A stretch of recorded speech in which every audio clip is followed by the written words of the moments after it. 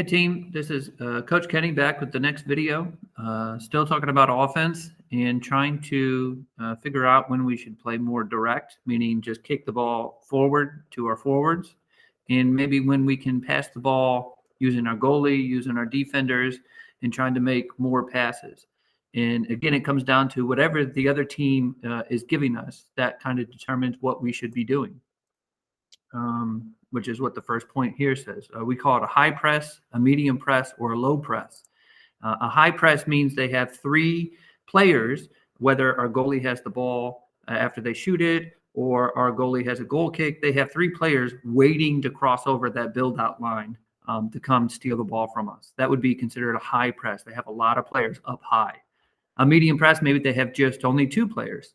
And then a low press would be one. And it's a quick visual for us to look at as coaches on the sideline and as players on the field. We need to be scanning the field to see what is the defense giving us to help us determine how we should play. The basic offensive ideas that were covered in a previous video, they apply in regardless whatever topic we're discussing in future videos. We need to space the field out to make the other team defend everywhere. Our starting formation is just a guide for us to help us space the field. We are in a constant motion trying to get open for our teammates. And again, we take whatever the defense gives us. So here are some examples of those three kinds of presses. Again, our goalie has the ball. Maybe it's after a shot. Maybe it's a goal kick. Whatever the situation is, you can see here they have three players waiting to cross over the build-out line. Well, that's going to make it very difficult for us to pass the ball around the back because we have 3 versus 3. So we don't want to really pass the ball around the back too much. We need to get the ball in play, but we don't want to be trying to make 5, 6, 7 passes in our back line. Versus a medium press. Here, they only have 2 players. So they have 2 players waiting to cross over the build-out line.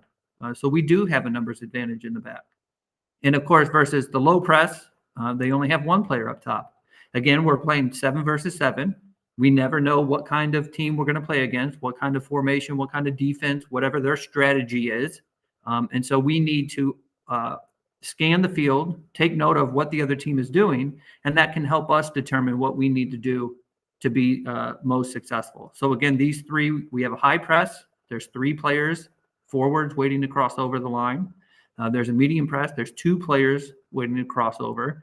Or there's a low press, meaning there's 1.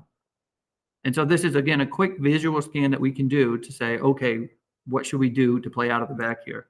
And against a high press, we want to play more direct.